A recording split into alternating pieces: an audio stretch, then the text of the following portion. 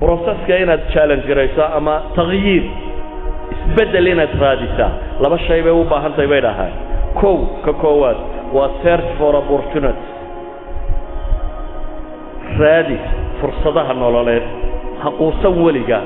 هيصرنين there's no way وحلا هذا ما جرو there is a way whatsoever بالشدة يكون سقطي there is a way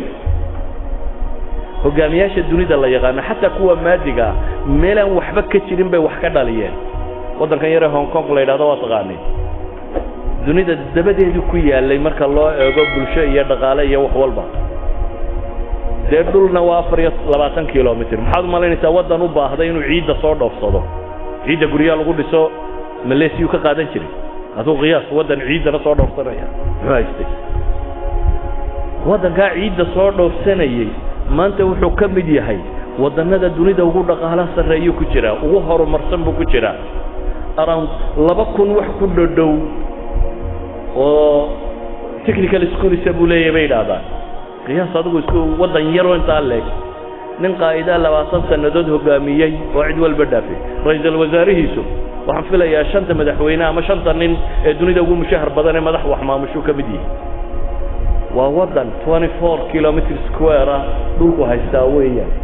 waxay yiraahdaan qaa'idku he should challenge waa inuu noqdo qof nolosha challenge gareynaya qof isku dayaya inuu caqabadka ka talaabsado taa macnaheedu waxa weeyaan waa qof furas raadinaya ibxath aan furas nabiyullaahi muhammad alayhi salatu wasalaam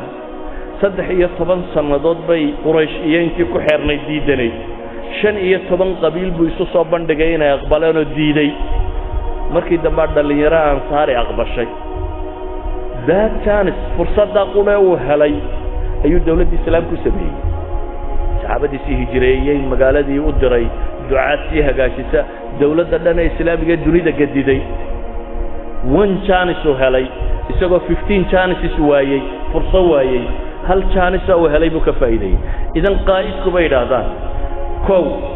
waqaf search for opportunities bay yiraahdaan waqaf raadinaya fursadka raadinaya kalabaadna waxay yiraahdaan waa experiment and take the risk haabsan tijaabi oo risk ka qaado wax kasta nolosha kamida waxay yiraahdaan cidda riskiga diida yani dhibaatooyinka cidda ka baqata horumarka ma gaadho hatta shirkadka dhaqaale shirkadka muqaamarada sameeya muqaamaro xisaabsan ayaa dhaqaaluhu kobcaan meel kasto aan muqaamaro ka jirin profitku wan iyo meelahaas ku warwareega meelaha had iyo goor dagaaladu ka dhacaan iyo waxa ka dhacan waa risk midhan laakiin meelahaas waxa laga yaabaa 50% inay gaadho ama 100% inay gaadho profit walidaalku waxa dhaca riskiga iyo profitku way wada socdaan Soomaalidu maxay ku maamaadaa barti yaqaan bari uma korodha bay yiraahdaan waa yani waa niman challenge gareynayna nolosha hadda inta taqaanun ku warwareegtid waana hore u soconin ma ciyaaraha ay ku tilmaamaan laba ciyaarood idin sheego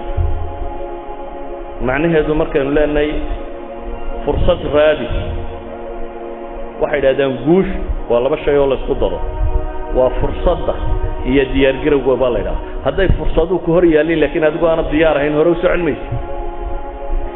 haddaad adigu diyaartay laakiin fursadda aad weydana socon maysid guush bay yiraahdaan waa labadaas oo wada kulma waa inaad fursaddiina aad la kulantay adiguna diyaar u tahay oo qof muqaamaro galayo ka faa'iideynaya inaad tahay bay yiraahdaan waxay yiraahdaan waa fursad iyo muqaamara muqaamaradu jarska xornimo ma hataan sheegayna yani ninka jaska ciyaara muxuu sameeyaa soo jaska ma taqaaniin shatranjka ciyaartan la yiraahdo jasku waa in go'an buu qof waliba marka hore deginshiyo lama degay sida shaxdeeno kale shaxdeena way ka horeysaa jaska iyadana waa godkana waa la degaa laakiin kan marka hore degin tuuku u qoray in go'an baa ka saadiya waxa uu yaali guurista laakiin la guurayo qofku wuxuu ka fakaraa taa haddaad guurto maxaa jawaabtu noqoto maxaa soo baxaya markaas waxa ku soo baxaya intaas oo probability ihtimaalaad tira badan askariga haddaad guurto kaas guuri kara alternatives tira badan ihtimaalaad markaas waxaad isweydiinaysaa ka hadduu guuro maxaa ka dhalan jawaabtaasaad bixin kaa kale hadduu guuro maxaa ka dhalan jawaabtaasaad bixin kan hadduu guuro maxaa ka dhalan idan waxa jaanis jiroo dhan baad xisaabinaysaa marka aad xisaabiso ayaad dhiiranaysaa inaad guurto laakiin garantii maaha inaad guulaysan doonto socankaa maa in lagaa badiya waa suurtagal idan liidarka dhabta ahi waa ninkaa cayaaraya maxay jas cayaaraya laakiin ma aha nin cayaaraya laadhuuda maxaa la sameeyaa waad ka quluxsiinaysaa una wixii ka soo booda hadday lixi kuu soo baxdana lixun baad guuri haddii laba ka soo baxdana maxay labaad guuri that means maskaxda maad isticmaalin waa ku dayba waa muqaamir marka muqaamaro ma rabno ee waxaanu rabnaa qof garanaya furaska baadi doonaya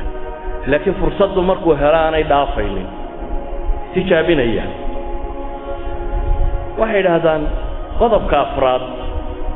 waxa weeyaan bay yidhahdeen enable others to act dadka kale u ogolow inay iyana shaqada qabtaan majaalka bannee madaxda iyo liidariska badh baa jecel magaca iyo maamuuska iyo in keligii jiriyow loo qaado markaad in cidiba ka ag muuqato ma jecla good leader maaha kaas liidarka dhabtii bay yidhaahdaan waa liidarka dadka soo saara waa ninka marka uu dhinto ama booska banneeyo ka tegey rag halkii intay qori isu dhiib weeyaan ile uu noloshiiyo qorigu intay qaadaan intuu la orday ka badan la carari kara John Maxwell leveladiisii afartaha markuu tirinayay levelka koowaad wuxuu odhanaya waa position waa ninkii uu kursiga iska fuulay ee dadkuna ku qasbanay inuu raaco levelka labaad waxa uu ku tilmaamay inuu yahay permission waa nin dadka nooc min cilaaqa la sameeyey oo dabeetana ay wax u ogolaadeen levelka saddexaad wuxuu ku tilmaamaa production waa qof midho dhaliyey oo dadku ay leeyihiin waa ninkii waxaa qabtoo midhahan lagu daba socdo dadkana taqdiiri levelka afraad bay yidhaahdaan ayuu ku tilmaamayaa waa nin dadkii la socday soo saaray oo waxay leeyihiin recruitingka doorashada marka hore u hagaajiyey oo si fiican buu wax u doortay positioningkana wuu hagaajiyey qofka iyo boosku dhigaya wuu hagaajiyey equipmentkana wuu hagaajiyey bay leeyihiin wuxuu qofku u baahnaa inuu shaqada ku qabtana wuu siiyey dabeetana wuxuu ogolaaday uu delegate gareeyay shaqadii wuxuu ogolaaday inuu qofku shaqeeyo haddaad qofkii ku habboonaa iyo meeshii ku habboonaa iyo wuxuu qaban lahaa wuxuu wax ku qaban lahaa qofka siiso dabeetana tidhaahdid go ahead soco waxay leeyihiin waa martabada afraad ee qaa'idka waxay yidhaahdaan martabadiisa shanaad isagee ka dambaysa waxa weeyaan waa qof u taagan dee magacii helay raggu soo saaray helay waa martabada shanaad labadan ba isku dar waxay dhahaan nabi maxamed calayhi salaatu wasalaam qiyaadadiisii wuxuu soo saaray reer baadiye nimana buu ka wada dhigay qaada nebigu markuu geeriyooday waxaa ka dambeeyey calayhi salaatu wasalaam saxaabo halyeeya wada ah oo dunida dawaqiyey furtay dunidoo dhan fishankii nebi maxamed ee ahaa diintani waxay gaadhi doontaa guri kastoo dunida ku yaalla ama bicizi casiisin oo bidulli daliilin bay ku gaadhi doontaa fishankaasuu nebigu lahaa calayhi salaatu wasalaam wuxuu lahaa fishanaa dadkan inuu janno geeyo adduunkana inuu meel kasta diinta tan gaadhsiiyo saxaabadii ka dambaysay qaada bay noqdeen intay qaadeen aragtidaasi meel kasta geeyey yani waxay noqdeen dad intuu tababaray uu equipment ka dhigay majaalkana uu u baneeyey qaada noqday marka saxaabo aan taariikhtii hore carbeed lagu aqoon ribci ibn caamir iyo mugiirata ibn shucbi iyo yaqaan waa nimankii rustam ka wareeriyey